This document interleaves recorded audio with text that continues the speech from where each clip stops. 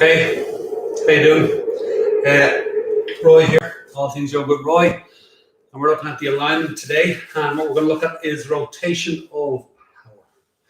So there's rotations in the body, and when we use them the right way, it activates our lines of force and it holds us in our strength and our power. So what do I mean by that? So let's start off with the limbs. Just have a quick look, yeah. So if you look at a hand and the index knuckle, or if you look at the foot, the big toe and the knuckle of the big toe is both are like the keystones of a bridge. So you have a humpback bridge, and then the middle stone that sits in the center is called a keystone, and that the keystone keeps the two humps stable together. So our hand, our index knuckle, is like the keystone of the hand. And then the knuckle of the big toe is the keystone of the big toe. So the more we engage that knuckle, it stabilizes the whole hand equally with the length of the big toe and the ball of the foot. It stabilizes the foot. So now we have the stability of the hand. We'll talk about the whole lot as we go along, yeah? We're going to explore this in downward dog today. So we just go through the body, and we're looking at the anatomy of the body, so body awareness, and we're looking at the rotations in the body. And the downward dog is the posture we're going to tease it out in today. So look at the wrist. It's a swivel joint. Same with the ankle, same with the ball and socket joint in the shoulder, same with the ball and socket joint in the hip. So swivel joints are very adaptable, so lots of flexibility, but you've got to be careful about the stability in it. It needs to be stabilized. So the stability of the hand helps stabilize the wrist, the stability of the foot helps stabilize the ankle. And that the keystone of the hand and the foot, the knuckle of both, is help stabilize and plant the hand and the foot. So we're going to have a look at that today. And it helps stabilize the swiveling motion of the swivel joints. You have the elbow joint, which is a hinge joint. Same with the knee, it's a hinge joint. So there's a lot less flexibility and mobility in it, but it has a lot of power. So the hinge joint has a lot of power. The elbow and the knee has a lot of power. So you have the hand, you want it to plant. You need to stabilize the hinge joint in the wrist and the shoulder, the swivel joint in the wrist and the shoulder. So the hinge between the hand, the elbow, and then as you connect the shoulder blade and collarbone to the rib cage, it stabilizes the whole line of force into the rib cage, into your core and into your spine. So now think about your hand, the palm of your hand. As you follow the palm of your hand through your arm, you have your ball and socket joint there. It's a swivel joint. But then you have your shoulder blade. And your shoulder blade is like a reflection. So when you press your hand into the floor, or when you activate your hand in any way, is that when you follow the line of force, it presses the shoulder blade against the back of the rib cage. And it helps stabilize the collarbone onto the rib cage. So that when you get that stability into your rib cage, and then you're controlling the ball and socket joint, you're stabilizing the ball and socket joint in your shoulder. So you plant your hand to plant your shoulder blade and your collarbone, and you're stabilizing the swivel, and then the hinge joint brings it all together. So that locking out of the elbow brings it all together, and you create a very clear channel. Okay, so we're going to have a look at the difference between what is a locked out arm and what is a hyperextended arm, because they get confused a lot. People confuse them, because when you hyperextend the elbow, you're leaning into the joint passively, and that can seem like it gets locked in, and it does. It gets locked in. The joint gets locked into compression. Where when you're locking out the elbow, you're using the strength of the hinge joint with the muscles to create yield. You root down and you get a lift up through. So you have your stability, you have your mobility, and it gives you the flexibility all the way through the joints. So they're two very different things. So we'll tease that out, and we'll relate it to downward dog. So I'll talk through a little bit more about the foot. It's exactly the same. So when you plant the foot, the four corners of the foot, you're stabilizing your ankle. You want to push down through your foot, but you want to lift up through your leg. So as you lift up through your leg, you want to push back through your knee joint and pull up through your thighs. And that gives you the root and the rise. Now, while you're doing that, there's a subtle rotation going on in your leg. Same with your arm too. When you press down on the ball and the knuckle of the index finger and the big toe, it sort of rotates the forearm in slightly, stabilizes the forearm, stabilizes the shin. But as you pull up through the leg, you're rotating out your thigh, you're rotating out your upper arm a little bit. So while there's a subtle rotation on the forearm in, there's a subtle rotation on the upper arm out. Same with the shin and the thigh. One plants and subtle draw in while you pull up through the kneecap and thigh, and there's a subtle rotation. And that, again, that locks into your line of force, and that helps lock the leg out or lock the arm out. But it's within its alignment and within its power. And we're going to tease it out, yeah? So you plant the foot, you pull up through your kneecap and thigh, and as you're pressing through the ball of your foot, it stabilizes the shin, and then as you pull up through your kneecap and thigh, there's a subtle rotation of your thigh, and that rotates the ball and socket joint. As you rotate the ball and socket joint, it opens up your hips. It gives you that lift up through your hips. And you stabilize at the hip, you stabilize at your pelvic floor. So when you feel the draw up through your pelvic floor, you know that your pelvis is level and that you've got stability. It's almost like another keystone. So from the keystones in your feet, you come to the keystone in your pelvic floor, if that makes sense. From the keystone in your hand, you follow all the way through your ball and socket joint, your shoulder blade and your collarbone, and you anchor into your rib cage. You get a beautiful spacing across your shoulders, the neck lengthens, and that big knuckle of a vertebrae at the base of the neck, it's another keystone. So that you have a full keystone of the two arms, a full keystone of the two legs, and then from there you stabilize the pelvis, which is already stable. You stabilize the rib cage, you stabilize the head, and when you have all three working together, you get the elongation. You get the elongation of your spine, and then that gives you your fifth line of force is your spine begins to elongate. So there's subtle rotation in the hips. So that here's a rotation in the hip. Is that the place where you keep your hips level is the rotation that activates the keystone, your pelvic floor. Tailbone comes down slightly, but pelvic floor draws up.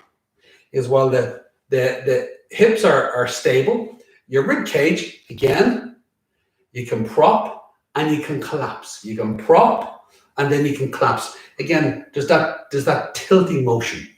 So now when you draw the breastbone ever so slightly down to engage your upper abdominals and your core, is what happens is that you lock into the trunk of your body, the core of your body. So if you think about it, you're coming to the keystone by activating your core in your body. You're hitting your main keystone. This is your strongest keystone in your body, yeah? So when you activate your core, again, it's supporting the elongation, the lines of force in your spine.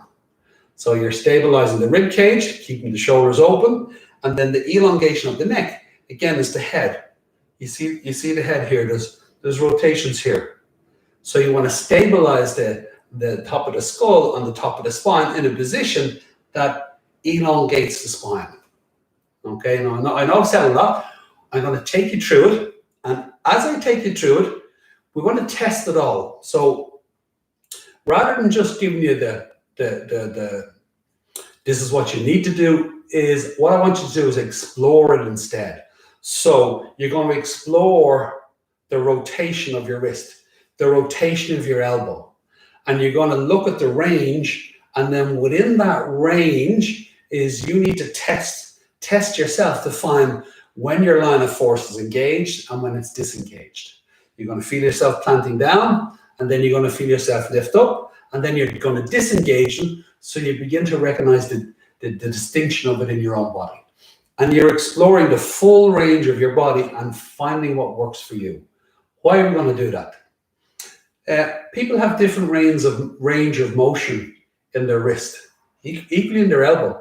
Sometimes you're going to look at my elbows today or my knees today, and they may not look bolt straight, but yet I've got them activated and I'm locking them out. I'm getting the lift, the root and rise up through. Energetically is my most powerful. Physically is my most powerful position. Does that make sense? So I'm working with my body. The range of motion in everybody's hips is different. It's not always about tight hips. It may be just the shape of your bones, that there's a certain mobility that you have, and then that's your limit. But you got to explore that out. And in other conversations, this is just a beginner's course. In other conversations, we look at how do you know the difference between a joint where you're just working in the natural range of motion of your joint, and you're meeting the limit of that range, and that you're just, is the hip tight, or am I in the natural range? How do you know the difference? And it's very much knowing what compression feels like. But again, it's a conversation for another day. Yeah? So we look at it, we go into downward dog, we look at working the feet, working the ankles, working the knees, working the hips, working the pelvis, getting them all working together to get the root and rise. Same with the hands, we look at hands, the wrists, the elbows, the shoulders, get them all working together. We will go and do it incorrectly. I'll get you to do this, I'll get you to do that. So you're recognizing the range, and then you're recognizing when it feels right and when it doesn't feel right. And literally it's body awareness and you exploring your own body, and then finding that spot where your shoulders open, where your neck elongates, where the trunk of your body engages. And what's that range of motion that you've got to work within to find that. Okay, so the classical posture might say the middle finger, point the middle finger forward. Now that's a basic guideline, but depending on the mobility of your wrist, you might need to take your hands out slightly out a little bit. You may do it, you won't know until you explore the range. So when we're looking at rotations and looking for the power in the rotation of the body, is you have to explore all the possibilities and then level with each other, and your hands are directly below your shoulders. So your hands are directly below your shoulders, your hands are directly the width of your shoulders. Now that's the basic guideline. Now your knees are the width of your hips, and your knees are directly below your hips. Now the story is we're going to be in this posture and in this inner body a lot in this position today. So we got to find ways to stay in it and hold the integrity. So softness has a lot to do with it, and staying malleable, staying adaptable. And the reason why we're going to do this is we're looking for stability. We want to lift up to find mobility. And then as we move deeper into our body, we're testing our flexibility, and we're always looking to find the edge and to stay adaptable. So the three adaptabilities are stability, mobility, flexibility, and those three together give you adaptability. So your edge is all three. It's not just the flexibility edge. So you're always chasing the edge of how far you can go. That's just one edge. The other one is mobility. Are you keeping open? And are you keeping the edge of your body open? Is that you're going to the limits of how far you can keep a joint open. And that if the joint starts to close, you're losing that edge. So there's the flexibility, but there's also the mobility, there's also the stability. There's also the edge of your stability, is how grounded can you stay, and as you move deeper into your body, is testing the edges of your ground so that you don't lose it.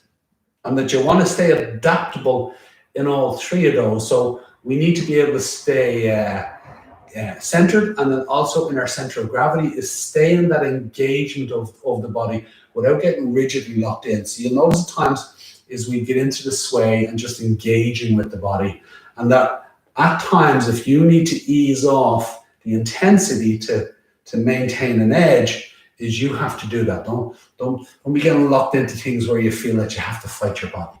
If you're fighting your body, you're already losing. Have your body work for you. So last week we talked a lot about, or the last session we talked a lot about controlling the intensity. So that's really what I'm talking about, is don't let the intensity of your body beat you. Don't let it get the better of you.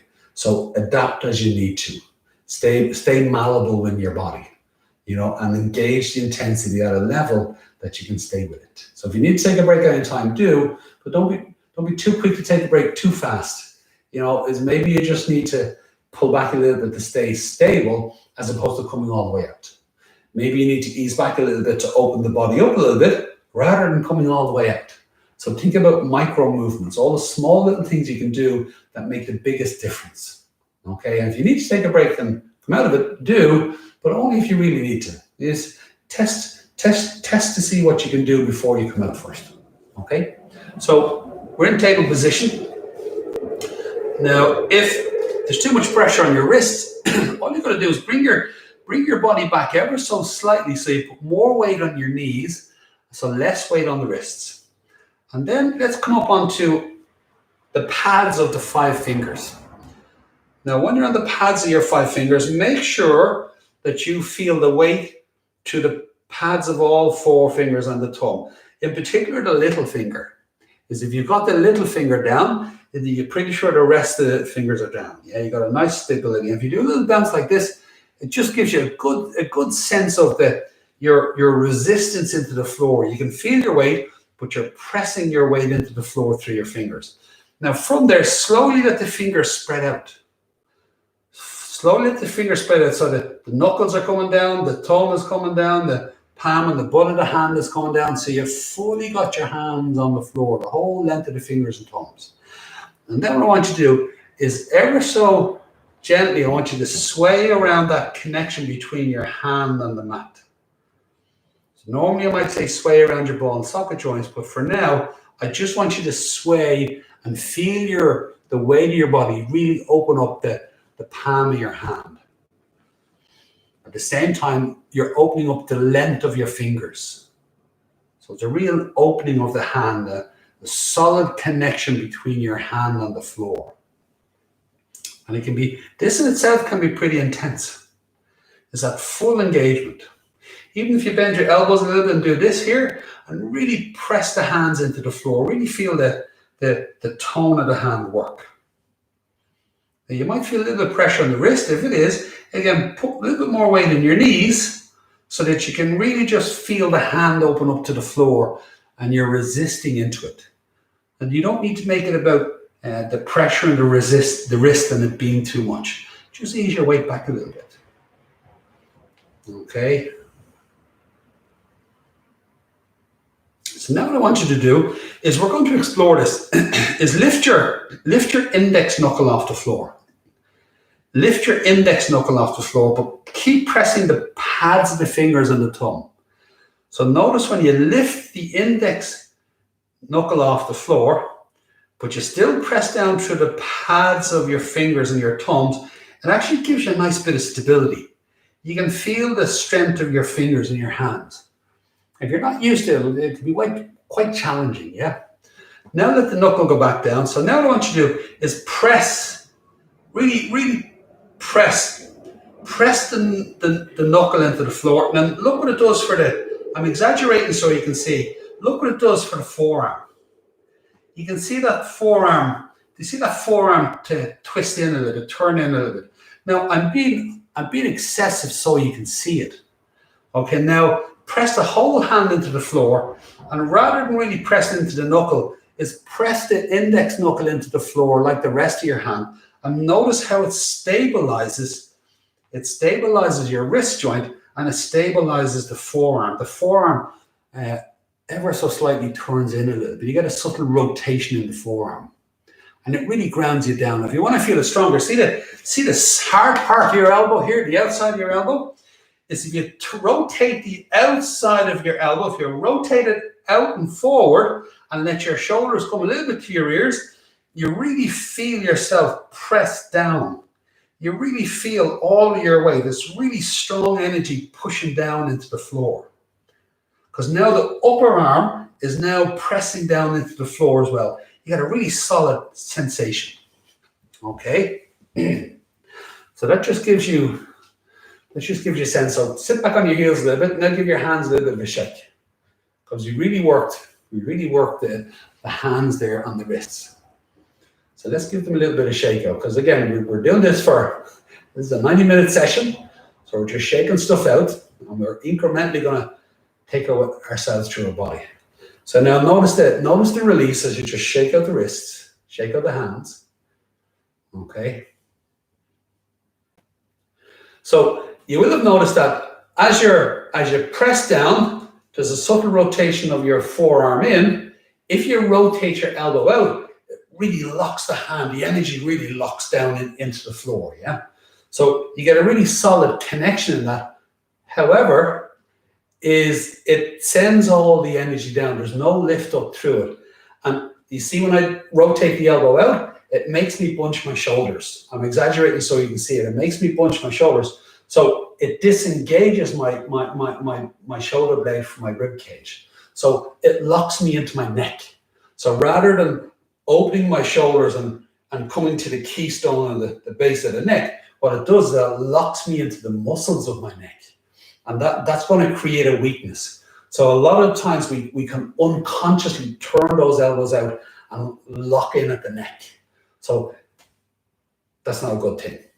Want to avoid that. But let's do it so you go, okay, that's what that is. So here we are, back in table position. Now plant the hands. Now remember, it's the full length of the fingers and the thumb. All the knuckles right through the palm and the butt of the hand. Everything that can be down can be down. If there's too much pressure in the wrist, bring your weight back more onto your knees so that you can feel the tone and intensity that you can manage. Now feel the stability in the forearm. It's super. But if you turn those elbows out too far, it's going to lock the arms down, lock the hands down. It's going to lock into your neck and shoulders. It's so easy. Just bunch your shoulders and let the back of the neck shorten. Bunch your shoulders, let the back of the neck shorten. It encourages this. So if you come into downward dog like this, you're going to come in with your neck and shoulders all bunched up. So you can see this motion here. So you got a lot of people locking into the neck muscles and locking in, really planting the hands. And you're going to get a strong sense of stability down, but you're not getting any rise coming back up. Is you're not getting that mobility. You're not lifting back up through the arm. So you're going to get a really tight across the neck and shoulders. Okay? So now, what is the solution? So here we are, back in table position again. And again, you'll notice we're coming in and out. So come in and out at your own time. Follow what I'm saying while I'm talking you through it. So now I'm planting the hands. Forearms are stable. Now the elbows is rather than rotate the elbow out, you send the hard part of the elbow, you send it back. And as you send it back, you bring it around and you open out the soft part of the elbow. You're opening out the soft part of the elbow. Okay, so that you do this rotation. So while you're pressing the forearm down, the forearm is nice and stable, you rotate, and as you rotate, you're opening up the inside of the elbow and you're rotating the upper arm a little bit. So notice now when you do that, when you rotate the elbows a little other way, press through your hands, rotate the elbows, and feel the lift up through your arms. So while the forearm is stable, you're going to feel your bicep and your tricep tone, and it gives you a lift up through your arm. So now you're coming into the root and the rise, that you're just feeling that lift. Now, while you're there, is again, careful with the pressure on the wrist, so put more weight in your knees. I just want you to feel where you rotate the elbow, hard part comes back, soft part comes forward, and feel the lift. Now, at the same time, it takes the shoulders away from the ears. It takes the shoulders away from the ears. Now keep your neck long, and as you keep your neck long, draw your breastbone slightly down. So neck long, draw your breastbone slightly down, And what happens is that you're going to feel your shoulder blade connect to the back of the rib cage.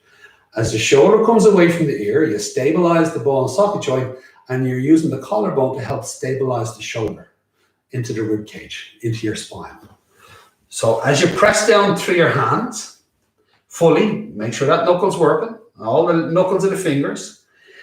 Stabilize the wrist. As you rotate the elbows, you draw up, feel the lift, shoulders come away from the ears, neck long, breastbone slightly towards the navel. And then as you sway, I want you to sway just a small amount, and I want you to notice that tone that you feel across your back. So across the neck and shoulders, across the back of the rib cage between the shoulder blades, you feel all the back muscles strong and connected. The shoulders and the arms, it's all strong, connected, neck is long, and you can feel a little bit of tone in your core. Draw the breastbone slightly to the navel. You feel a bit of a tone in your core as well, and you feel the upper back engaged. And you're opening across the shoulders, and again, as you lengthen the back of the neck and breastbone down, you elongate, and you're coming to your upper back, and you're activating the keystone at the base of your neck, okay? And it's a lovely stability. So we're now going to come up. Don't worry about the whole downward dog. We'll work into it. We're just working on the hands all the way into the rib cage and spine. Yeah. So hands to width of the shoulders. Activate the hand fully into the floor. Feel the hand stabilize the wrist. Now, as you push in, lift back up. Rotate the elbows. Lift back up through the arm. Shoulders away from the ears. Neck is long. Now curl your toes. Take your knees off the floor and separate your feet, shoulder width apart, hip width apart. Leave your heels high. Don't make it about the legs. And I want you to focus on your arms. Rotate the elbows, shoulders away from the ears, neck long, breastbones slightly to the navel. And I want you to feel your shoulder blades activate onto the rib cage and your upper back tones. And you've got a lovely stability across your shoulders, across your shoulder blades, your rib cage, and a lovely stability in your spine. And all the muscles are activated. You got a lovely line of force through both arms, right through to your core. So through your rib cage, all the way to your spine, and all the way to your core. And it keeps the back open. Now watch, if I turn my elbows in, everything bunches. Now, let the shoulders come away from the ears, rotate the elbows the correct way, and feel how the upper back activates.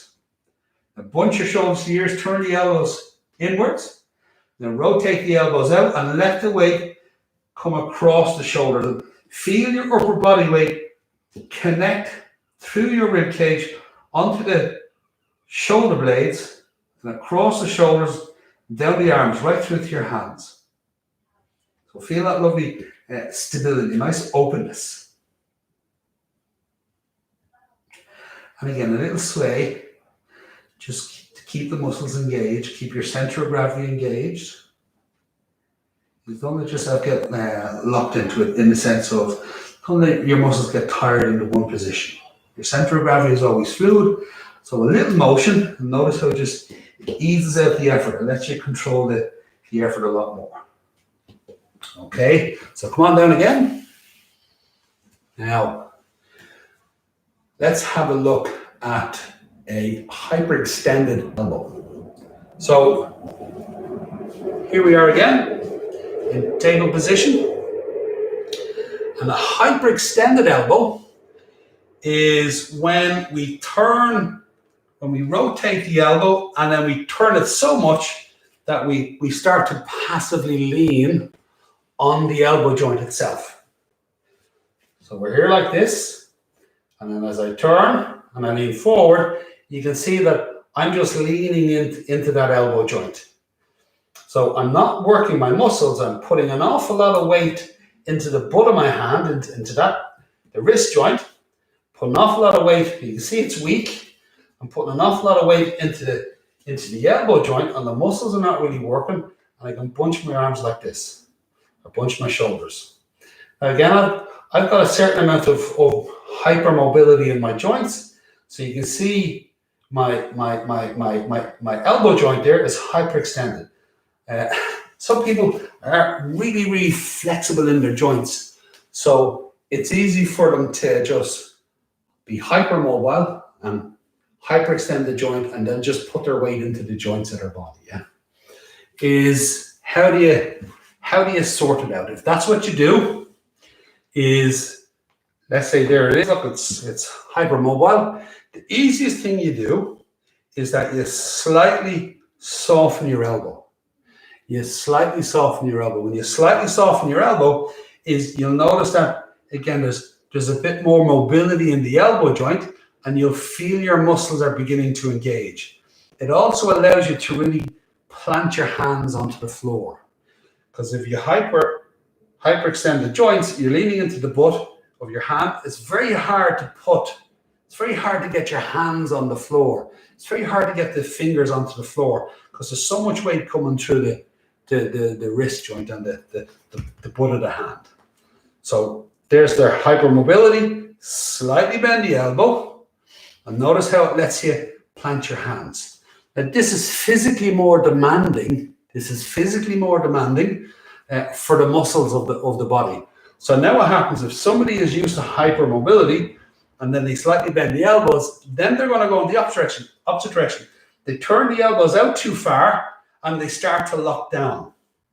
So they're turning the elbows out, and rather than developing the strength in their arms, they bunch at the neck and they just lock into the neck muscles, and they're like this.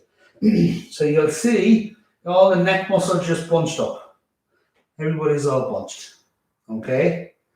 So now the challenge is that when you rotate the elbow, you press down, you rotate the elbow, you lift up, and you open your shoulders, and you let your neck go nice and long, and you activate that keystone at the base of the neck. Okay? And you're just breathing. Neck is long, breast going slightly towards the navel. And you just got to get used to, building your strength in that. Okay. So I remember when I first started to do it, I didn't do it in downward dog. I didn't have the strength to do it in downward dog. I was so used to hyper mobile elbows that when I bent my elbows, I felt as weak as a kitten.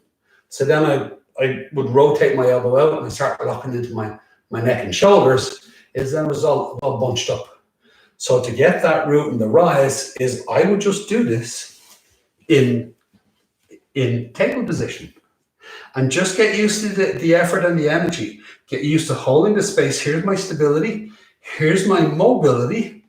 And then here's my flexibility. I'm just getting used to being in holding that tone, keeping my body open, and then moving in it with not very much weight, because I was just getting used to the awareness and the tone, and my strength would gradually grow. So just getting used to it, constantly feeling the shoulder blade working to the back of the rib cage, constantly feeling my upper back engaged, my neck long, and just feeling that space across my shoulders open. Literally just getting used to that. So if I have named some of the misalignments that you find yourself doing in your body, and you figured out what it is you need to do, now break down the steps, forget about the posture, break down the steps of alignment in your body, is finding your stability, get your mobility, get the rise coming back up, and then hold it open and just check the flexibility at a level of intensity that you can control, and stay adaptable in that. And think about the marathon rather than the race. Once you figure this out, you'll have it for life.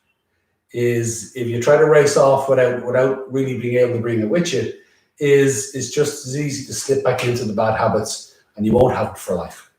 So take the time to break it down, and you will find that applies. That applies in every other posture. Your line of force is the same for every position. It's either engaged or it's not. There's no half measure. It's either there or it's not. I'll give you an example. If you just do this, and Hands down by the side of your body. If you activate your hands, so fingers straighten a little bit apart. And what I want you to do is just rotate your wrist. Just focus on the wrist. Okay. Inhaling out, exhaling in. Okay. We're doing restorative and joint release. Just working on the joints. Yeah. Now go a little further. Rotate the hand, wrist, and then the elbow. Hand, wrist, and then the elbow. Rotate them in, and then rotate them out. Body awareness. Hand, wrist, elbow. Now we're going to go hand, wrist, elbow, and ball and socket joint. Hand, wrist, elbow, ball, and socket joint. So you take your hands a little wider. Now what you're doing is you're rotating right in at the ball and socket joint. You're rotating. And you're exploring the rotation in the ball and socket joint. Okay? Now this is different than this. You're not doing this. Because this here is you've brought your collarbones and your shoulder blade into it. So it's the collarbone, shoulder blade, and ball and socket joint when you do this. Okay? But for here, look, hand, wrist, elbow, and ball and socket joint. And you're just getting used to body awareness of controlling the rotation in your ball and socket joint. If you can do this, great. If you find this difficult to do, well, then you need to work on it. And the reason being is that you go into downward dog and you're not used to rotating the ball and socket joints. You're used to doing this, is that when you come up like this, you end up doing that just as an unconscious habit. Rather than, see the collarbones and shoulder blades, keeping them back. Let's do it. Okay, so hand, wrist, elbow, ball and socket joint. In and out. Okay? In and out. Nice and slow and steady. Now we're going to go further. So when you rotate the ball and socket joint, now the shoulder. So there's the collarbone. Give the collarbone a little bit of squeeze. Stretching the shoulder blade off the rib cage a little bit. Now shoulder blade, collarbone, ball and socket joint, elbow, wrist, and hand. So it's the whole lot together. Hand, wrist, elbow, ball and socket joint, collarbone, and shoulder blade. And rotate. And rotate. And then rotate them open. Okay, now leave the collarbones away from the ears. Leave the shoulder blades actively sitting on the back of the rib cage, even pressing. Now draw your breastbone down and keep the back of the neck long. So you're stabilizing your head, you're stabilizing your rib cage. So as you rotate like this, draw the breastbone down and you should feel your upper back get tight. You get a tone in it. Okay, now from here, extend out the arms, shoulder level, palms open. Okay, now turn the palms down. And we're going to do 3 movements. Bring your shoulders to your ears. Take your shoulders away from your ears. Bring your shoulders to your ears. Take your shoulders away from your ears. Bring your shoulders to your ears. Take your shoulders away from your ears. Now lengthen from the base of the neck to the base of the skull. You're lengthening this space. So shoulders to the ears, away from the ears, and lengthen the back of the neck. Shoulders to the ears, away from the ears, lengthen the back of the neck. Now we're going to do the third one. Shoulders to the ears, shoulders away from the ears, lengthen the back of the neck. Now extend from your armpit all the way through to the palms of the tips of the fingers. Palms, hands, tips of the fingers. So you feel that extension. You feel that length and engagement of the base of the arm. Shoulders to the ears, away from the ears, lengthen the back of the neck and extend from the armpits. Last time, shoulders to ears, away from the ears, lengthen the back of the neck, extend from the armpits right through to the tips of the fingers. Now keep your neck long and your breastbone down. Now if you do this, you're going to start to feel across the top of your shoulders. You're going to feel the shoulder blades to the back of the rib cage. You're going to feel your upper back. And you're going to feel again, work down through the intercostals and the obliques. And as you keep the breastbone level, you should feel your abdominal wall tone. It just activates the trunk of your body. Okay, now ease off in the balance, but hold the resistance, yeah? Now rotate the hands, the wrist, and the ball and socket joint. So the hand, the wrist, and the ball and socket joint, but leave the collarbone shoulder blade where it is. You're just rotating the ball and socket joint.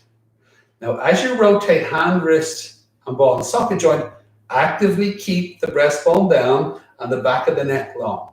Okay, so now you feel it all locked in. If you do this, you feel the trunk of your body tighten, you feel the space across the shoulders open and the neck go long.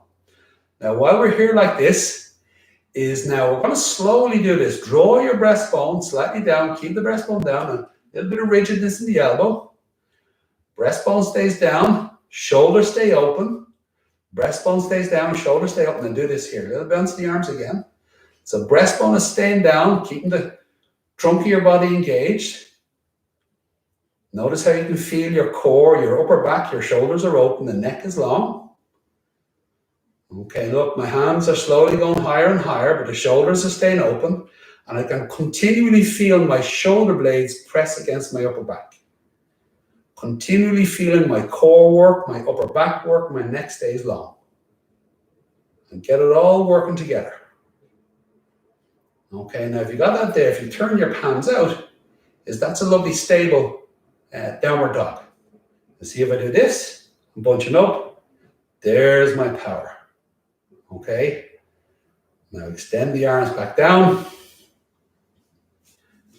Are you ready? We're back in table position. So again, plant the hands, put a bit of weight in the knees, or as much weight as you want. Take the pressure off the wrist.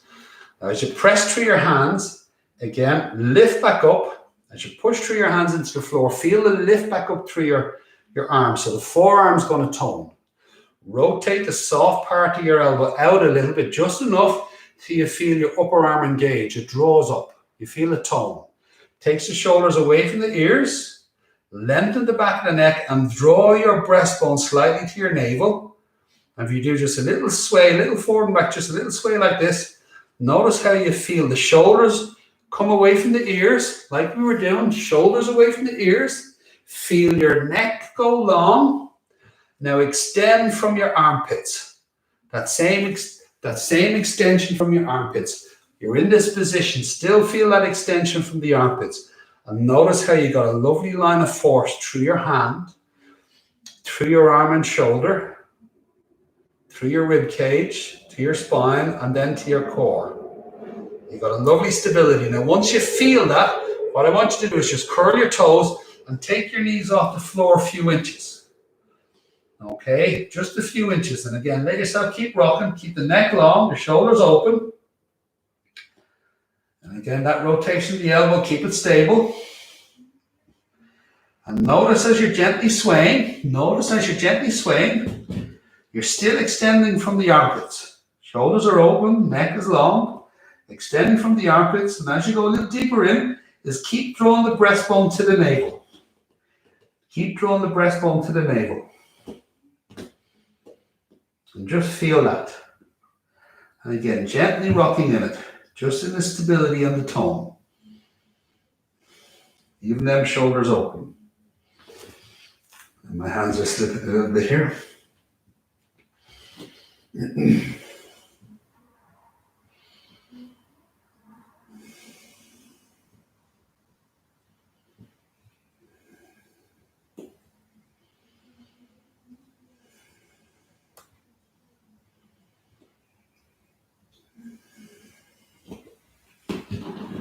And then down you come again. Okay, so pretty strong. So again, just a quick recap is here, activate the hands. And again, active arms. So when you rotate, can you rotate the wrist, elbow, and then the ball and socket joint? Just the ball and socket joint. Wrist, elbow, shoulder, ball and socket joint, not the collarbone and shoulder. So you know the difference between rotating your ball and socket joint and then rolling the whole shoulder, which is bunching to the ears, taking the shoulders away from the ears. Because a lot of the times you'll say to somebody, rotate the ball and socket joint, and they're doing this. They're not sure about it. So just the ball and socket joint. And if that's a revelation to you, and to be honest, when I first started doing it, it was to me, I was like, wow, that's the difference. is if you're not used to it, is again, you gotta practice just doing that, so you know the difference between when you're rotating the joint and you're making the whole shoulder work. And then keeping them open as you bring them up. You're keeping that space across your shoulders. You're keeping the neck long and you're extending from the armpit. You've got that lovely openness in your upper spine, that lovely openness in your shoulders, that lovely openness in your rib cage. And then as you bring the arms up, drawing the breastbone down and the neck long, because you remember you're stacking the head, the rib cage, and the hips. So you want to keep them long and engaged so that you're keeping the alignment of your joints. And now there's the anatomy and movement. You're moving with those joints open. So there's stability, and with the joints open, there's mobility, and then there's the limit of your flexibility. How far can you move keeping them open and strong? So this should feel strong to you. See this little shake of your arms here? Is everything's working. And where is it all working to? It needs to work to your core. That you feel it in the trunk of your body. That tells you everything you need to know about your line of force. Now bend your elbows. Now try to do the same thing with your elbows bent and disengaged. You get nothing going on in your trunk. I'm just feeling it at the top of my arm. That's where I'm feeling it. Does that make sense? Now if you bunch your shoulders and do the same thing, it doesn't get past my shoulders. Nothing going on in my trunk. See when I do this here? Wow, my whole trunk kicks in. That's the difference. That's how you know you've got your line of force. Okay? So even here's my trunk working. I can feel it naturally lengthening my spine. See if I bend the elbows and I do this, no effect on my core. Really, again, it's just like I find the top of my arm get tired. Where if I again activate it again, do this back and forward. Again, I'm toning my trunk, pumping my trunk. It's super. There's a world of difference in it, yeah? Okay. So lots of stuff to work on. Remember, is practice the marathon, not the race. And when you get it, it's the same for all postures. All the postures is the very same. So now let's have a look. A couple of other things that happen is again, this is one I used to do. So let's say we come up. So hands width to the shoulders, feet the width of the hips or so. Now again, leave your heels high and your knees bent. Let's not make it about the legs so much. Yeah? We'll work on the legs incrementally. Yeah, but I want to show you this. This often is we step too far back, and then there's this thing we do with the armpit. Show you now. So you can see I'm throwing myself into my ball and socket joint again in my armpit. Yeah, I'm really stretching the armpit. And again, it really tightens my neck and shoulders. And again, I'm working the hypermobility of my ball and socket joint to my shoulder. Now there's no stability in it. There's no resistance. There's no rise. There's no strength in it. It's if I've got the flexibility, it's a really easy way just to lean into my body. And all it is collapsing. I'm collapsing into my joint. It's like the hypermobility in the elbow. I'm just leaning into joints. You know, and this is the challenge, is people who have hypermobility in the joints will be really challenged by the stability in their body, because when you don't rely on the joints, you're going to have to resist into the floor and find your stability and your strength. And it can be really challenging to feel that at the start. So you break it down. You break your body down into bite-sized chunks where you can begin to find your stability and your strength and just get used to feeling it and breathing into it. And first is awareness. Second comes the engagement and the tone. As the tone increases, is then your strength comes. As you're able to breathe into it, then your power comes. So there's just those stages, and you got to let yourself go through those stages. Yeah. Is if it's somebody who has tight joints, and maybe some muscles are overworking, other muscles are underworking. Sometimes we get tight wrist. So it's where you place your weight back, takes the pressure off the wrist. Is working the mobility of the elbow. Generally, that's just awareness. Most people don't have stiffness in the elbow. I know some people do, but not the majority. It's really in the neck and shoulders where people have a lot of tension. So it's getting used to knowing the difference between rotating the ball and socket joint, and then also is this unconscious action of tension. Is that used to bunching the neck and shoulders. Here's a nice one for that actually. While we're here, this is an absolutely this is a gorgeous one for neck and shoulders, and just to open up the awareness of it. Yeah. So if you're not sure about, am I opening up my shoulders or am I just tensing my neck and shoulders? It's when you come up again. Don't make it look like your legs. Is bunch your shoulders, so you're bunching them, and then let the shoulders open, and then bunch them again, and then let your shoulders open. And what you're looking for is to allow think about the keystone, is allowing your body weight to rest down through your bones. And that the shoulder blade and the back of the rib cage are connected. And that you got that open shoulder, strong arm, stable hand, long neck, stable rib cage. So that in the openness of your joints, you find a stability in your muscles. And as you press down, you're looking to find that rotation in the elbow to give you a lift up. And you're just looking for the root and the rise.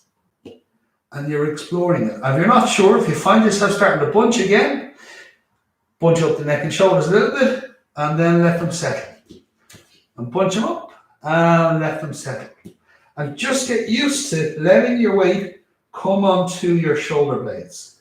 It's getting used to feeling the back of the rib cage and the shoulder blades connect, and feeling the tone in your back. And anytime you feel this, is do one or two, just getting used to feeling your weight in this position and grounding your weight. And just getting into that lovely stability within it, yeah? It may be where, that's where you need to stay for a while. That's where you may need to stay for a while and just explore that connection, build the awareness of it, and then you're building the strength within it, okay? And keeping it open, okay? So now, back to leaning into the ball and socket joint of the shoulder. Now I'm actually gonna say the same thing. What I just showed you there is the same response. It's the same response. So we're here like this, and again, if you're bunching the shoulders, some people will be like this, and then sometimes people have this hypermobility, and they've got this compression, this huge compression going on in the ball and socket joint. It's not really good for the body long term. You get away with it at a certain age, but not forever. So it's the same thing. If you feel like it's all in the armpit, and the neck and shoulders are getting very tight, is pull back a little bit, bunch your shoulders up, and then let them settle. Where you feel your armpit is open, but you're not collapsing into it. So if you're used to doing this, is pull back, bunch your shoulders, and give them a release, and then feel the stability through the ball and socket joint, feel the stability through the shoulder blade and the collarbone. So you got that lovely stability through your arm, to your shoulder, to your rib cage, to your spine, and to your core. And you're just exploring that. Okay?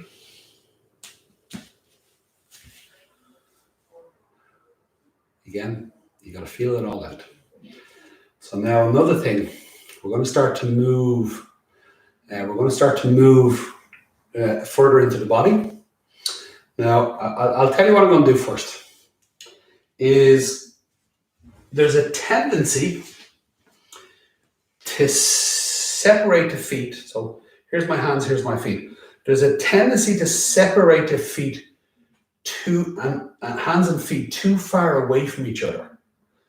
Okay, and if the hands and feet are too far away, i.e. if the feet are too far back, is it puts all the weight on the hands, and the legs don't really get to lift. It will be the same as being in a standing position, same in triangle, and I lean all my weight over here and nothing's on this leg. So I have to keep here stable so I can open this joint and over I go. So now watch this, is you get an awful lot of people, and again, yeah, why doesn't matter, it just happens. Okay. So look how far back my legs are. So it's pushing all my weight onto my arms and shoulders. So obviously I'm going to brace because it's too much.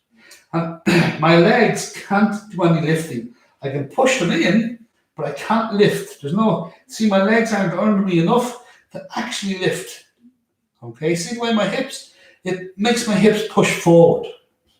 So if I walk my feet up, okay, now again, I'm not getting too caught up in my arms and shoulders now, I'm just a simple stability. What I'm focusing on is when I walk my feet up more, and the heels are high and my knees are bent, so I'm not making it about killing myself in the posture, make it nice and easy, because I want to show you something, is that when I walk my feet up enough, that when I leave my heels high, I've got the big toe and the length of the big toe, spreading out the rest of my toes to the little toe. The ball of my feet are on the floor. My heels are high, but I can push through my knees. I can pull up through my thighs.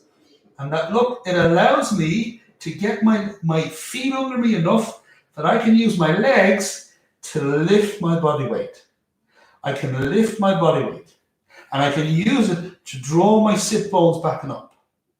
Okay? So now, both legs and arms are lifting the body up. You see when I step back? Now I've taken my legs out of it. So when I've taken my legs out of it, all I'm doing now is putting all my weight forward, and it's going to encourage me to compress. It's going to make me brace. It'll encourage me to lean into my ball socket joint, and it'll force me to compress into my back. And there's no root and rise in it. So what am I trying to say? Is you need to have your hands and your feet close enough that you can resist through your hands and still lift up through your arms. That you can resist through your feet and you can lift up through your legs. And between both rising is you draw up through your sit bones, and then you're able to draw your sit bones back and up. So it gives you that extension in your spine. You can elongate. If my feet are too far back, all I'm doing is pushing with my feet is going to push more weight into my hands. There's no extending in my spine. I won't get that clear extension in it. And we want that in the body. The body wants to open. The joints want to open. The muscles have to be strong enough to open the joints, not be pushing into the joints to compress them. Okay. So we're here. Hands are the width of the shoulders. Okay. Knees are the width of the hips for now. I'm going to curl my toes. I'm going to take my knees off the floor. And I'm going to leave my heels high, my knees bent. And I'm just going to step forward slightly until I know I can feel my feet underneath me. And how do I know that? And just very simply, is I'm pressing through the ball of my foot. So if you bounce on your heel a little bit, or bounce your heel up and down a little bit even, just feel the length of the big toe, then the length of the rest of your toes, and then across the ball of your foot. Bounce that you can feel them. Okay? Now press through the ball of your foot, leave your heels high. I want you to push back into your knee joint a little bit, not even all the way, just a little bit. Now, as you push through the ball of your foot, push back through your knees. Now, pull up through your thighs and do that motion. Pull up through your thighs and lift. Pull up through your thighs and lift. Pull up through your thighs and lift. Do that there. There you go. Keep doing that. Keep doing that. And just feel that lift. Now again, you'll notice that I'm leaning a little more forward on my shoulders, again, because I'm taking the stability and I'm just giving myself the space to lift through my legs. So I can feel the lift and I'm going to let the hips come up. It's getting that lifting motion. Getting that lifting motion. Just getting used to that lifting motion. Now I want to activate the whole body. I want to lift. And again, lift through it all. I can go a little further. So legs and arms are lifting up. And both are opening up the space between my hips and my rib cage. But I feel that lift. And I've got the bounce of it. I've got the vitality of it. Now when I get that lift, it actually takes the pressure off my arms because my legs are lifting up through. So get used to that. Pushing down through the ball and then pull up through your kneecap and thigh and lifting up. And lifting the hips up. Just that motion there. Just that. Now there's more to it, but just getting used to that. If you're not used to doing it, again, think about body awareness. You're not trying to get the posture right, you're looking to get your body right. And what you're looking for is you need to be able to resist down, that you can find that resistance, and then from there is get the lift back up through, and it's that root and the rise. Is that beautiful root and the rise. When we're standing in mountain posture, we're in our center of gravity, and there's that bounce that we do. And one bounce, when you bounce the knee forward, it grounds the feet. When you bounce the knees back, it gives you the root and the rise. You root and you lift at the same time. So you're looking for that root and the rise all the time in every position. So you've got to get used to it. If you can do it in one position, can you do it in another? Can you do it in another? So separating your feet, give yourself a bit of broader base. Now, between your feet and your hands, most likely, you're going to have to bring your feet forward. Now, how far forward do you need to bring them? Generally, I would tell people to bring the balls of their feet about 6 inches behind your sit bones. So wherever your bum bones are, have your feet about 6 inches behind, generally. Now, how do you qualify that? Is that, are your feet under you enough that when you press down through the ball, push back through your knee joint and lift up through your thigh, that you can feel the root and the rise in your leg? Just initiating that, the root and the rise, can you feel that? And get used to feeling that. And that's going to draw the hips up. You can get used to drawing the sit bones back and up. And as you draw the sit bones back and up, you get a lovely length in the trunk. You're opening up the space between the hip and the rib cage. Now again, we're going there as we get more into this, but just that root and the rise, you may need to work on that part of your body as well in this position. So you're breaking down the different body parts, the upper body getting these lines of force, now you're getting these lines of force. Now it's the same, is when you're on the ball of the foot, is you're pressing down through the big toe and the ball at the same time. So the length of the big toe and the ball, there's that knuckle. And then you're spreading the weight across the ball of the foot to the little toe. So you want all your toes down. So you're stabilizing the foot. You're stabilizing the ankle. So you want to stabilize your ankle. I'm going to take you through now how different positions of the foot control that out. So when you stabilize the ankle, remember, it's like the forearm, it stabilizes the shin. So as you press down through the four corners of the ball of your foot, you're stabilizing the ankle and the shin. As you pull up through your kneecap and your thigh, there's a subtle rotation of the thigh. And you're opening up the ball and socket joint in your hip. So look, here's the rotation of the hip socket. So as you pull up through the kneecap and thigh and you rotate slightly, it opens up your hips. It gives you that mobility in the hip. So that now when you open up the mobility in the hip, when you send your tailbone slightly backing up, you'll hear people talk about send your sit bones backing up, you're also sending the tailbone backing up, is that will draw your pelvic floor up. So now you've got remember your keystone, okay? You stabilize the ankle, you stabilize the wrist, You got the hinge in the elbow, the hinge in the knee. You stabilize. As you're drawing up, you rotate the upper part of the arm slightly out. You rotate the upper part of the leg slightly out. Takes the shoulder away from the ear, shoulder blade onto the rib cage. It opens up the ball and socket joint. You create stability in the shoulder. When you rotate the ball and socket and keep the hips level, you create stability in the legs to the hips. How do you know? You'll feel your pelvic floor draw up. How do you know for your shoulders? You'll feel the space open across your shoulders. You get a lovely openness. You get a length from the base of the neck to the base of the skull. So there's the keystone on the neck. And again, it brings it all the way to your core. So when you find your pelvic floor engaging, you bring it all the way to your core. And as you got your core, you're also working the spine. So you're looking to elongate the spine. And if you think about the spine as just one big keystone, the spine itself is just one big keystone. All those beautiful vertebrae are all keystones in themselves. That's how powerful the spine is. So when you open up the space between all the vertebrae, is imagine each vertebrae like a keystone, and that one keystone triggers the next, and you open up your central nervous system. So the more you have your central nervous system open, that's when you got real access to your life force. You got real access to the energies within it. It's super. Back to the legs. So we're in table position. Okay, plant the hands. Now curl your toes. Come onto the balls of your feet. Feet shoulder width apart or hip width apart, whatever you like. Now check your feet. Now look, go too far. Look, I'm too far. You can feel yourself all bunched. That's under me. I've still got the lift.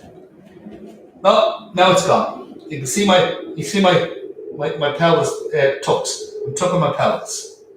So now where's that space that you can, if you bounce on the heels a little bit, really feel the pads of the feet open, the knuckle of the big toe down.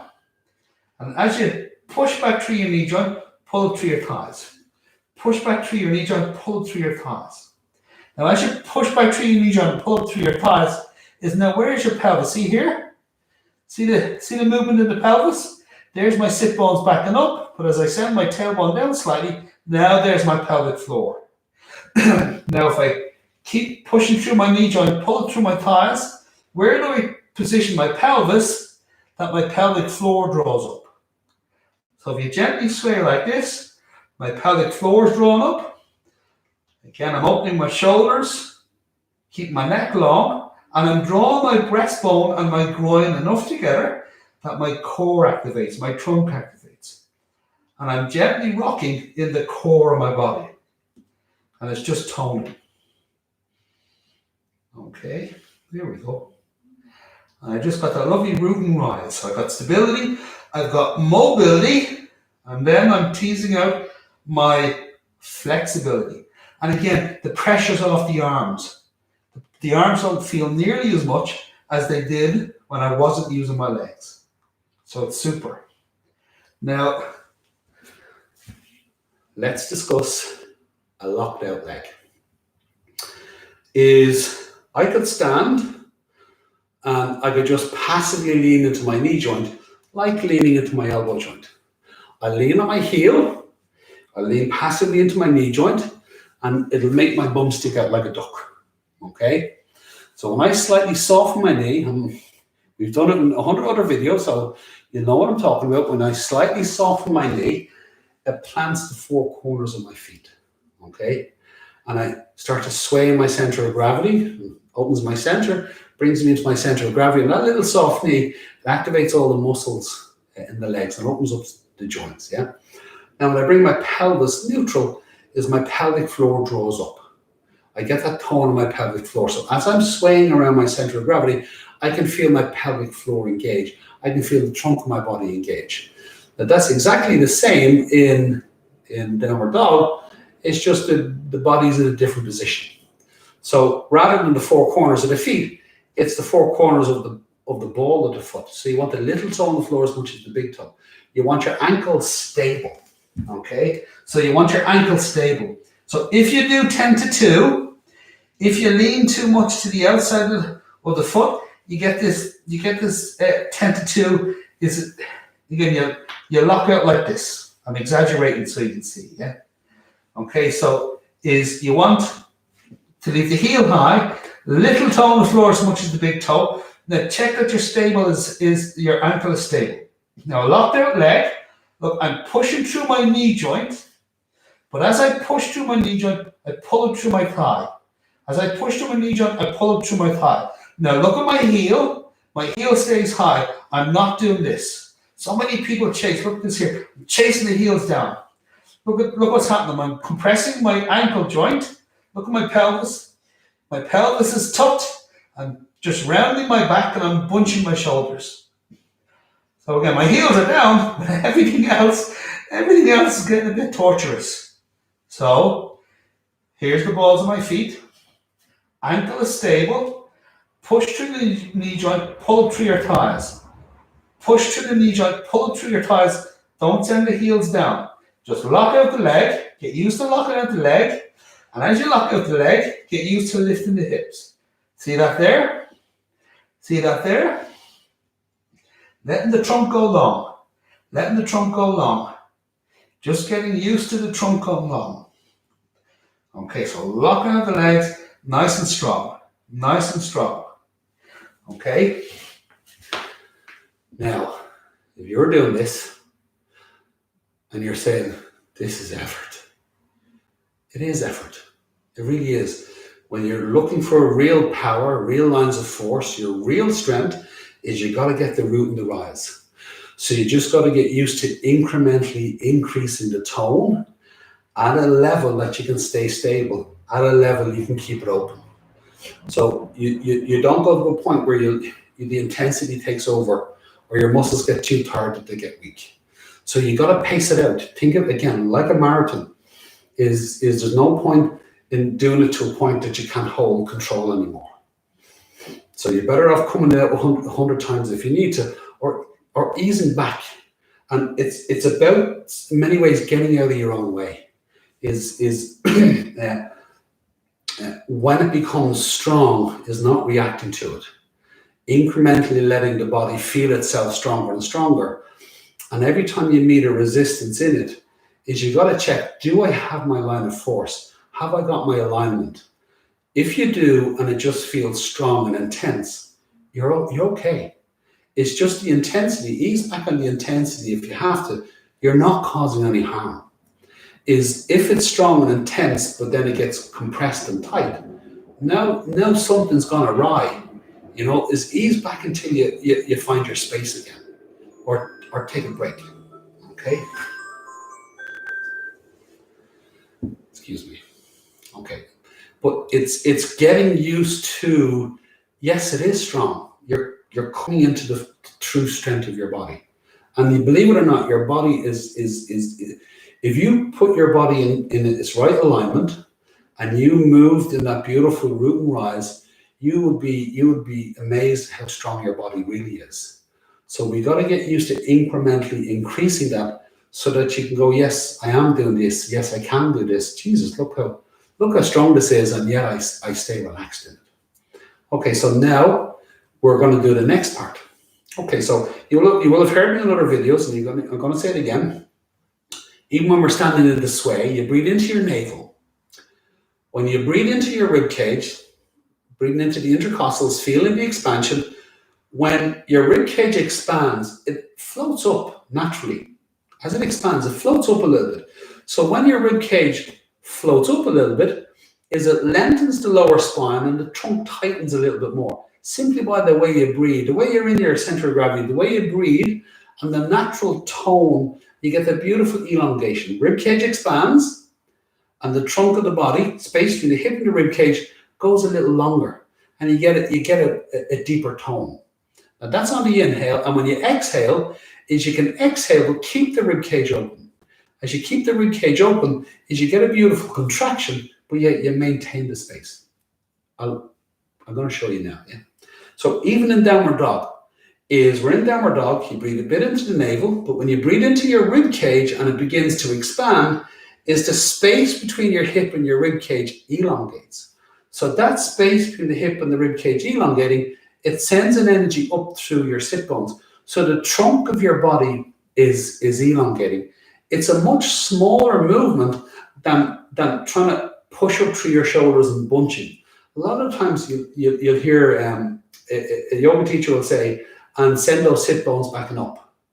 And the person sends the sit bones backing up, but it's because they've bunched the shoulders. The sit bones have gone backing up, but the shoulders have bunched to do it. The trunk of the body hasn't lengthened at all. The spine hasn't lengthened. It's just the shoulders are bunched. So there's a real discipline about keeping the collarbone, the ball and socket joint, and the shoulder connected, and you got that lovely line of force. And then there's the lengthening of the trunk itself, which is actually much smaller a movement, but because it's so much more muscle and joint opening, it's really, it can be quite intense if you're not used to it. So I'm going to show you now. Yeah. So we're in here, we're in table position.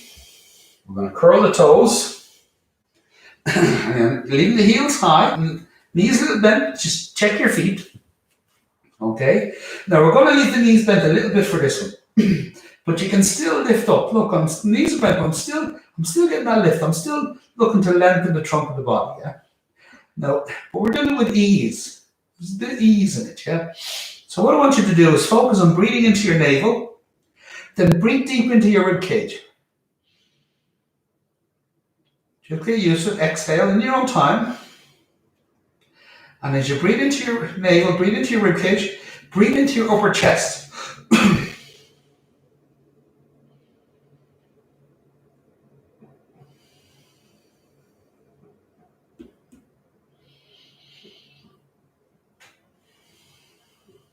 Now, as you do it, you breathe, keep going. You're breathing into your navel, your rib cage, and your upper chest.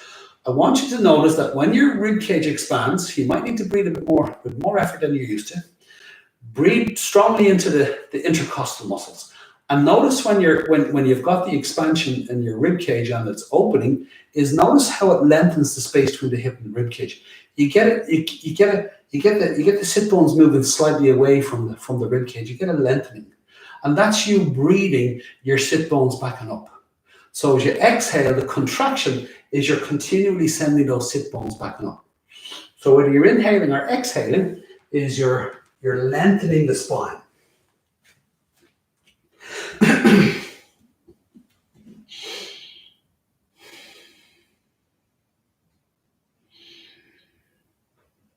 So now you're using your breath. And again, I'm going to exaggerate so you can see.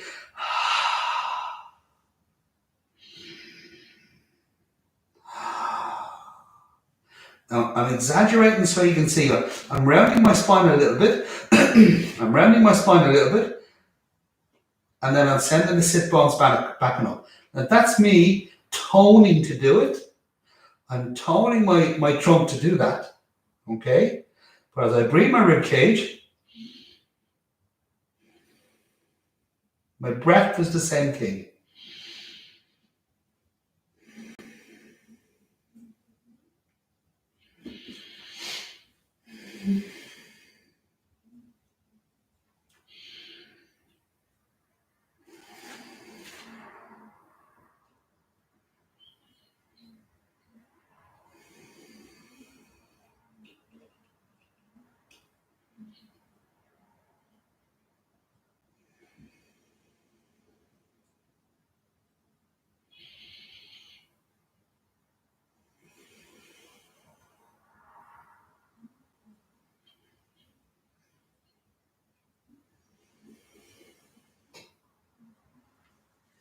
Okay? Lovely strong tone. Okay. Now, the more we get into that, the more you're able to breathe that, you're transitioning from the physical effort to the energetic effort, yeah? So now, about those heels. What are we going to do about those heels? We've got to do something with those heels. They've got to go down a little bit. But how far? How far do you send your heels down? Is the moment you go chasing the heels, it's so easy just for everything else just to be thrown out the window. You get this at times on teacher training. You talk everybody to this point, these beautiful root and rises, these beautiful openness in the body and beautiful tone. Everybody's breathing into it. And then you start talking to the heels, and then they're off. It's gone from a marathon to a race. Once you start pushing those heels down, everything else just goes out the window. So we are not going to push the heels down. Do not push your heels down at all. But I will show you what to do. Okay, so maybe I'll tell you first. I'm gonna ask you to send your heel back. Okay, forget about how low it goes. I'm gonna ask you to send your heel back rather than down. I'm gonna get you to send it back. And what's gonna happen is you're gonna see my ankle joint move. I'm gonna move my ankle joint. And because I send my heel back, it keeps the front of my ankle joint open. And as long as the front of my ankle joint opens, my heel will naturally go to where it naturally goes. As I send it back, it will go down, but it will only go as far as I can keep my ankle open. And I'm not trying to get my heel down, I'm sending my heel back. Okay, now what's going to happen is I'm going to activate the active release of my calf and hamstrings. I'm going to actively release my calf and hamstrings by sending my heel back. But I'm not once going to push my heel down. And you're going to see me move the mobility of my ankle joint, and it's very different. Now, I'm also going to show you, I'm actually going to push my heel down so that you can see the front of my ankle compress, and the difference between the compressing of the front of the ankle and the openness of the front of the ankle. They're two very different things. And one is working with the stability and the mobility, and now you're moving into the flexibility. But I don't lose my mobility and I don't lose my stability. So yes, it is far stronger than just compressing into the body. But once you get used to it, once you breathe into it, once you settle into the strength of it, you soften in, is get used to the intensity, is what you're doing is you're really building true strength in your body. It really is empowering, okay? And you're coming into the adaptability, and you're just playing around with the adaptability of your true alignment, of where your body truly is. Okay, you ready? So back here again. So I'm going to curl the toes. Up we come. Again, I leave the heels a little high. Check. You got the hands, you got the feet, you got the wrists, you got the ankles, you got the elbows, you got the knees, you got the shoulders, you got the hips. Here. Can you find your pelvic floor? And again, this is me tucking. This is me sending it back. Now I'm sending my tailbone down and my pelvic floor tones. So I can do this. I lose my pelvic floor. I do this. My glutes tighten. But when I send the sit bones backing up and send the tailbone slightly down, my pelvic floor draws up. So feel the pelvic floor draw up. Bring your breastbone and your groin enough together. Breastbone and groin enough together. Feel the trunk of your body work. Okay, so you're pushed down, you're rising up, and then look, it's drawing the sit bones backing up. A lovely strong trunk. Now look at the ankle. Now I'll just show you one first. If you lift your toes up, lift your toes off the floor, and what I want you to do is I want you to roll on the ball of the foot. Roll on the ball of the foot with your toes off the floor. Look, you're rolling on the ball of the foot. You're not rolling on the toes. The toes are up. You're rolling on the ball. Now look at the ankle. And look how the ankle is moving. Okay, and as I roll on the ball of the foot, my heel is going down, but I'm not actually trying to send my heel down. Just send the heel back. And look how open my ankle is. Now, if you don't know if you can't see it, then watch this. See the ankle? See how the ankle's all compressed? It's all bunched at the front. It's all tight. Look at this here. Now see how the ankle is open? And I'm going to roll on the ball of the foot and I'm sending my heel back. And as I send my heel back, the ankle goes to where it goes.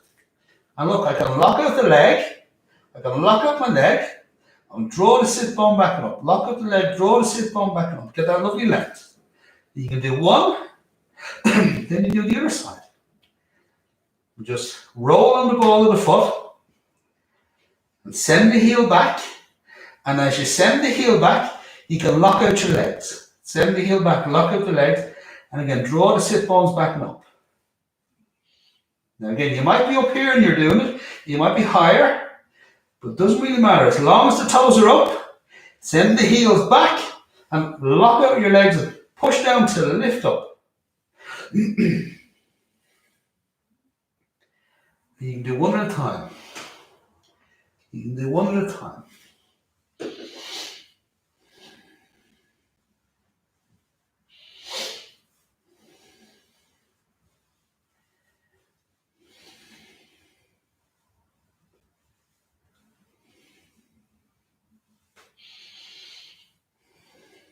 The trick is ankles stay open. See the lift? Collapsing, lift. Collapsing, lift. Collapsing, lift. You want to lift. You want that tone. You want that strength. Rooting and rising. And you let your toes come down, but you're still up. You're still rolling on the ankle joint. You're still rolling on the ankle joint. Lock with the legs. Pull through your thighs. And again, nice long spine. Draw that spine. Press one and groin for the core. Shoulders are open. Arms are strong. Neck is long. And then breathe.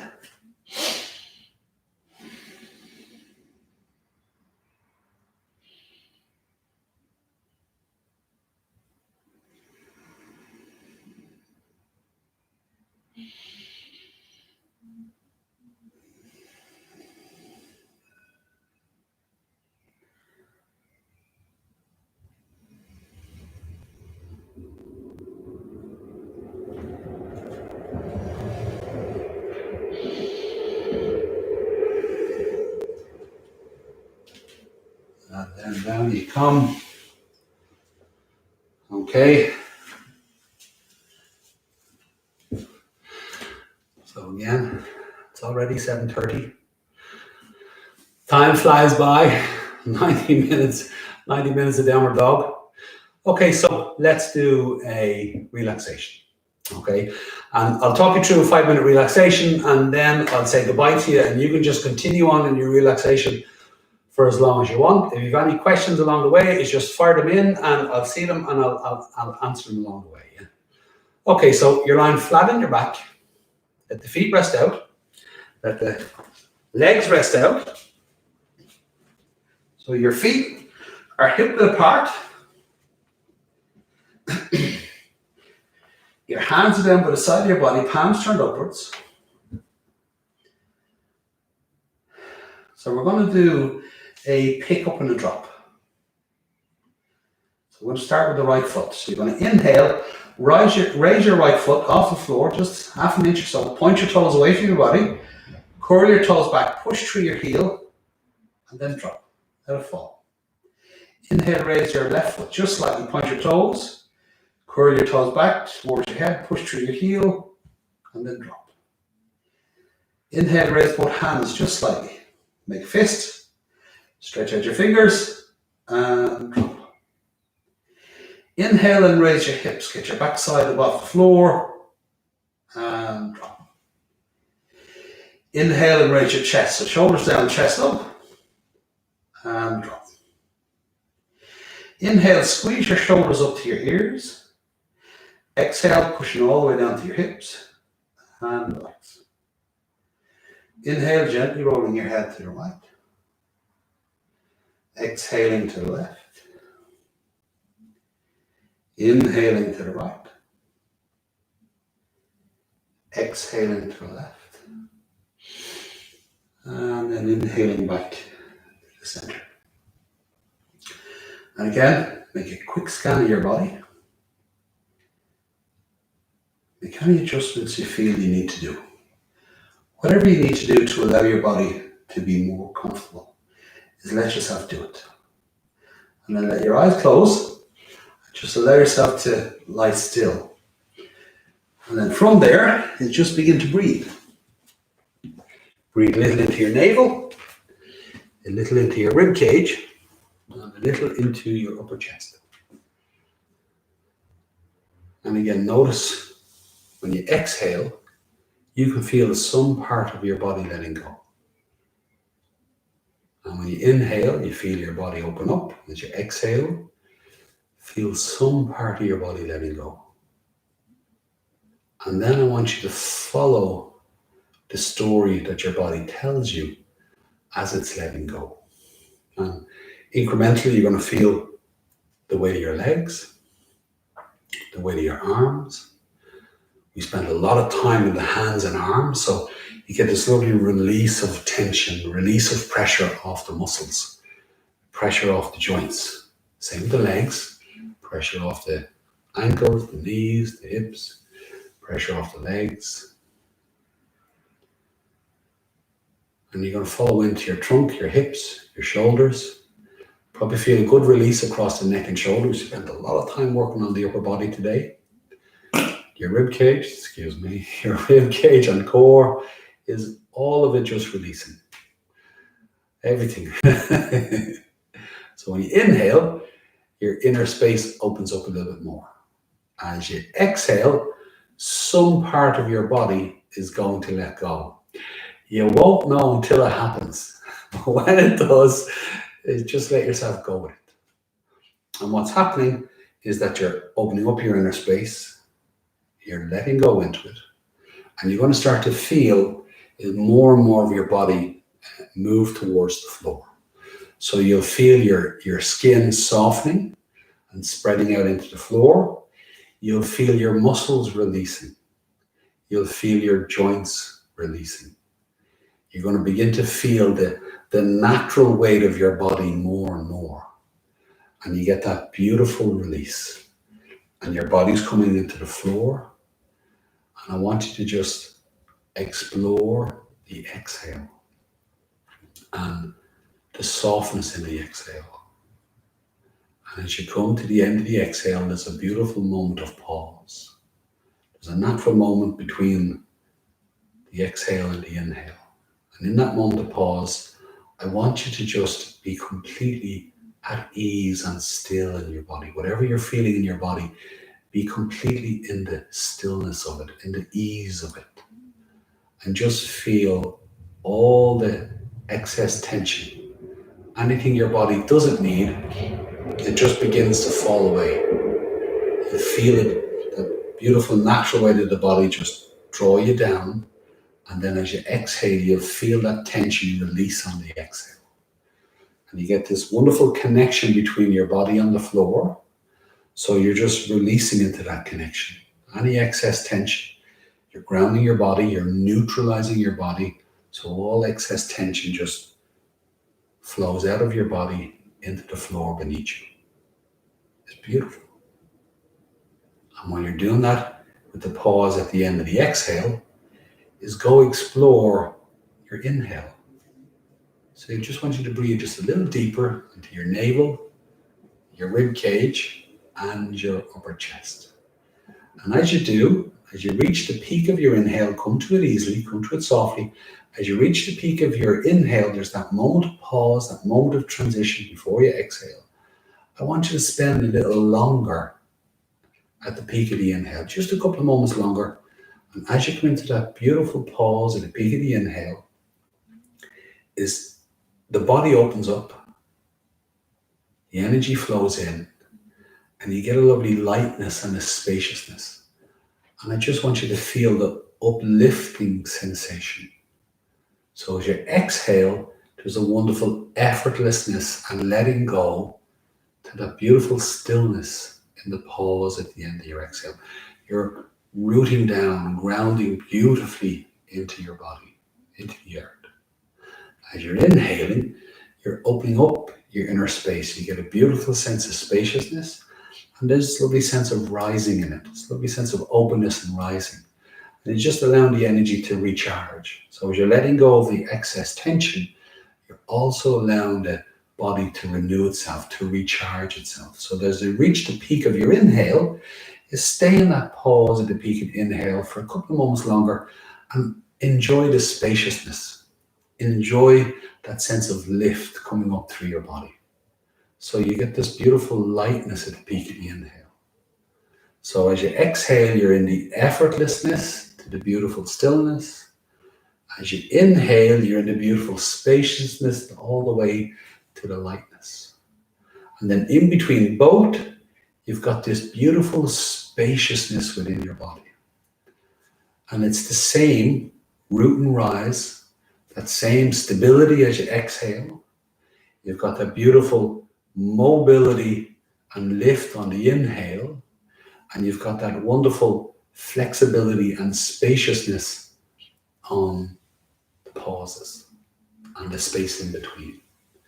So that whether you're actively, physically engaged in a particular position of your body, postures, all the different postures, is those principles apply.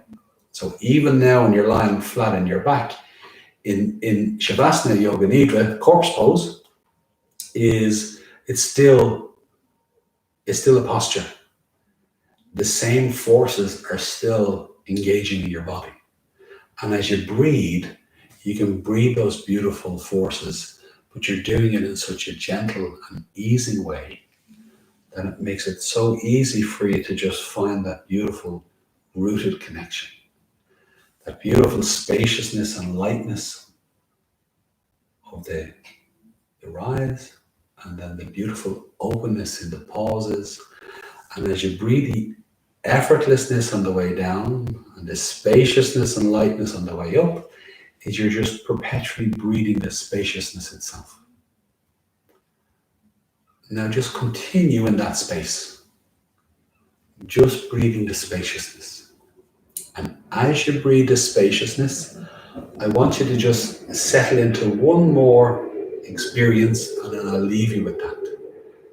That spaciousness is your ability to master space, to create space. It's your ability to maintain adaptability. Adaptability in your body means the ability to create space in it. At an energetic, emotional level, it's your ability to master space. It's to maintain adaptability on an energetic, emotional level. That same skill that we've been applying at a physical, energetic level, it's exactly the same at a mental level. It's your ability to create mental space and to master it, to be adaptable with it, so that you give yourself all the space that you need. No different than your ability to create space in the rooms of your life, to create space with the people in your life, to create space for the situations in your life. Now think about you looking to live your dream, or live your core values, or live the goals of your life. It's your ability to create space for them to actualize, to come into being. So your ability to master space, once you learn the skills of it,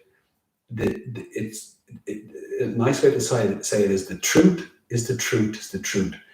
It works a particular way, and it's a universal way. It works universally a particular way. So once you've figured out how to master space, is those same principles apply at all levels. So the truth is the truth is the truth. So your ability to master space in your body is the exact same ability to do it energetically, do it mentally, do it in a room with a person, in a situation. It's the same skill. And I look forward to teasing that out with you over all these different courses, all these different classes, all these different conversations. But for now, I want you to just continue to enjoy your relaxation, enjoy the spaciousness of it.